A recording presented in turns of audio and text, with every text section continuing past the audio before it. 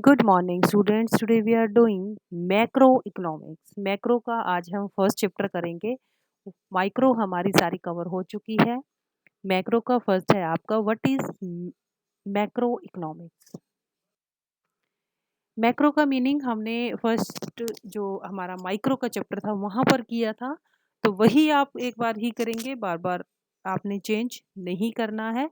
Macro economics क्या होती है कि जिसमें हम इकोनॉमी को, पूरी इकोनॉमी को एज अ होल स्टडी करते हैं। ठीक है, इसमें आपको जो मैक्रो वर्ड है वो ग्रीक के मैक्रो से लिया गया है, जिसका अर्थ होता है लार्ज यानी कि बड़ा। इसमें हम इकोनॉमी को, पूरी इकोनॉमी को हम स्टडी करेंगे। जैसे आपका इनकम, इनकम का और आपका एम्प्लॉयमेंट का जो भी थ्योरी है, और आपकी इन्फ्लेशन है। तो जो पूरी इकोनॉमी की जो भी प्रॉब्लम्स हैं उसको हम इसके अंडर स्टडी करते हैं। नेशनल इनकम हो गई, आपका जनरल प्राइस लेवल हो गया, आपकी ग्रोस डिमांड हो गई, आपकी ग्रोस स्टडी हो गई, सप्लाई हो गई, आपकी अनएम्प्लॉयमेंट की प्रॉब्लम हो गई। कोई भी जो पूरी इकोनॉमी से रिलेटेड कोई भी प्रॉब्लम है, कोई भी फीचर है, वो हम स्टडी करेंगे। तो डेफिनेशन देखिएगा, macro economics deals with the functioning of the economy as a whole. कि मैक्रो इकोनॉमिक्स जो क्या है, इकोनॉमी के जो फंक्शन है उसकी डील करती है एज ए होल, यानी कि पूरी को एक तरह से वो डील करेगी। स्कोप क्या है मैक्रो इकोनॉमिक्स का? नेक्स्ट है, इसमें है theory of national income, theory of employment, theory of money, theory of general price level, theory of economic growth, theory of international trade। यानी कि इसके अंडर ये सारे एरियाज कवर किए जाते हैं।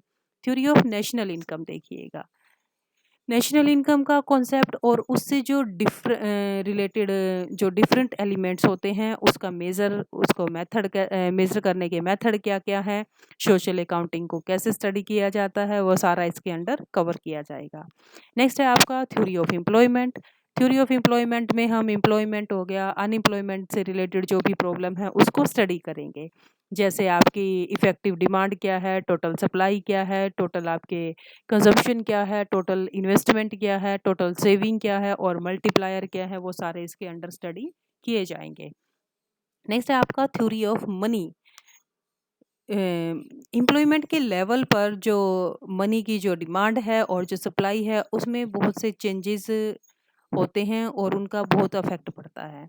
और जो हमारी मैक्रो इकोनॉमिक्स है इसमें हम मनी के फंक्शन और उससे रिलेटेड जो भी प्रिंसिपल्स हैं, और जो बैंक हैं और अदर जो फाइनेंशियल इंस्टीट्यूशंस हैं उसको भी हम इसमें स्टडी करेंगे।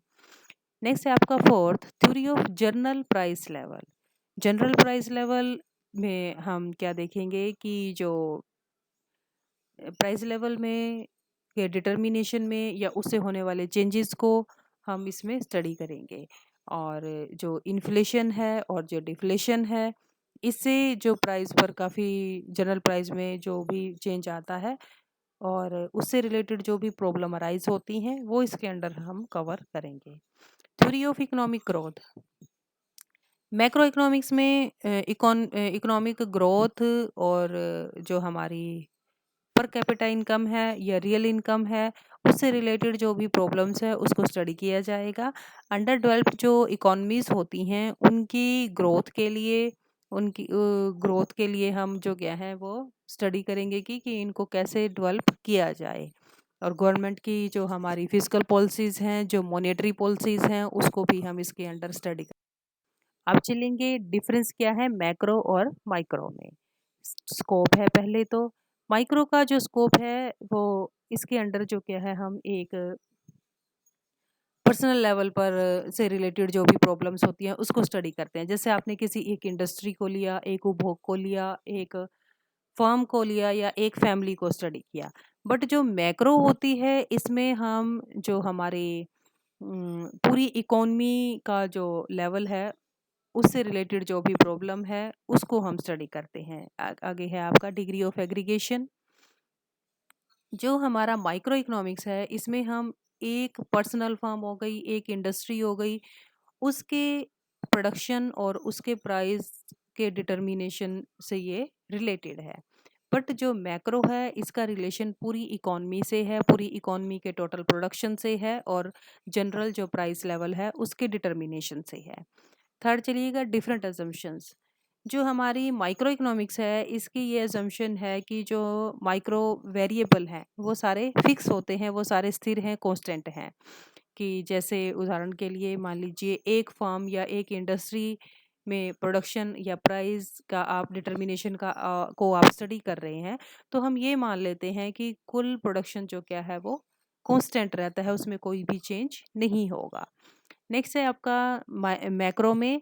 मैक्रो की जो कॉन्सेप्ट है स्टडी का उसमें ये माना जाता है कि जो माइक्रो के वेरिएबल है सिर्फ वो फिक्स हैं। फॉर एग्जांपल जब हम टोटल प्रोडक्शन और इनकम के लेवल को डिटरमिन करते हैं तो ये मान लेते हैं कि इनकम का जो डिस्ट्रीब्यूशन है वो कांस्टेंट है। नेक्स्ट है सेंट्रल इश्यू। माइक्रो में जो सेंट्रल इशू है वो प्राइस डिटर्मिनेशन है, प्राइस को कैसे हमने डिटरमिन करना है। मैक्रो का जो सेंट्रल जो हमारी प्रॉब्लम है वो है आपका प्रोडक्शन और एम्प्लॉयमेंट को कैसे डिटरमिन करना है। Micro macro paradox. नेक्स्ट है आपका माइक्रो लेवल पर जो भी फैक्ट हमें लगते हैं कि ये ठीक हैं, ये तर्कपूर्ण हैं, वे ज़रूरी नहीं हैं कि वो ठीक ही हों। हमने वो हमारी सिर्फ सोच है कि ये सही है बिल्कुल। फॉर एग्जांपल एक पर्सन जो क्या है सेविंग कर रहा है और जिससे फ्यूचर में वो अपनी ग्रोथ भी कर लेता है। पर किसी इकॉनमी के जो सारे पर्सन हैं वो सेविंग करते हैं तो इकोनॉमी भी हमारी ग्रोथ करे में भी वृद्धि होगी, ये कोई ज़रूरी नहीं होगा। कि एक पर्सन सॉरी इसमें मतलब ये है कि एक पर्सन की सेविंग करने से या उसकी ग्रोथ होने से पूरी इकोनॉमी की ग्रोथ नहीं होगी। जब तक कि सारे पर्सन यहाँ पर सेविंग ना करें तब जाकर के इकोनॉमी की ग्रोथ होगी। नेक्स्ट चलिएगा गवर्नमेंट इंटरफेरेंस। मैक्रो में गवर्नमेंट इंटरफेरेंस जो क्या है यहाँ पर यहाँ इसका मूल जो यानी कि मेन सब्जेक्ट नहीं है और यहाँ पर इसका मेन सब्जेक्ट जो क्या है मैक्रो में गवर्नमेंट का इंटरफेरेंस इसका मेन सब्जेक्ट है। Four major sectors of macro economics कि इसके चार मेजर सेक्टर कौन कौन से हैं मैक्रो के। पहला है आपका प्रोड्यूसर सेक्टर। प्रोड्यूसर सेक्टर कौन होता है? जो सर्विसेज को और गुड्स को प्रोड्यूस करता है। ये सेक्टर जो है आपका हाउस होल्ड सेक्टर जिससे क्या करते हैं आप प्रोडक्शन के जो फैक्टर हैं, प्रोडक्शन के फैक्टर क्या हैं? Land, labour, capital, entrepreneur. वो खरीदते हैं या उसको किराए पर लेते हैं।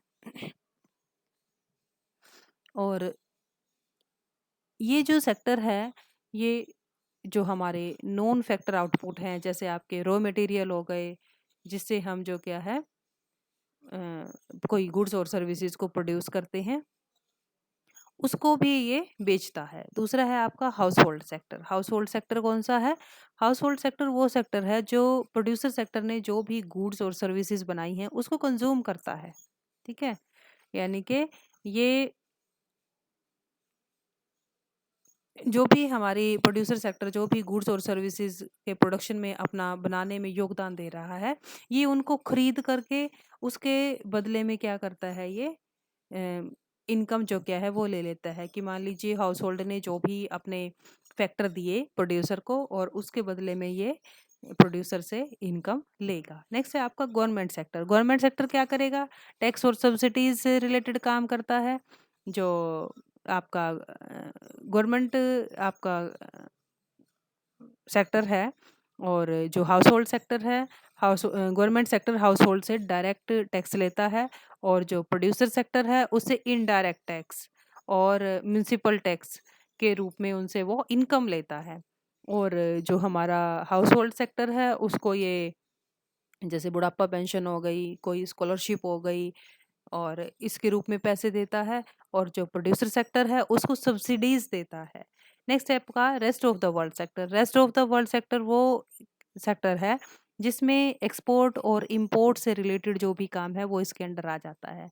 इसमें एक कंट्री से जो भी प्रोडक्ट या सर्विसेज दूसरी कंट्री को दी जाती हैं तो उसे हम एक्सपोर्ट कहेंगे। अगर एक कंट्री से दूसरी कंट्री से कोई प्रोडक्ट सर्विसेज ली जाती हैं तो उसे हम इंपोर्ट कहेंगे। So this is, so you have to revise it and also note down in your notebooks. Thank you.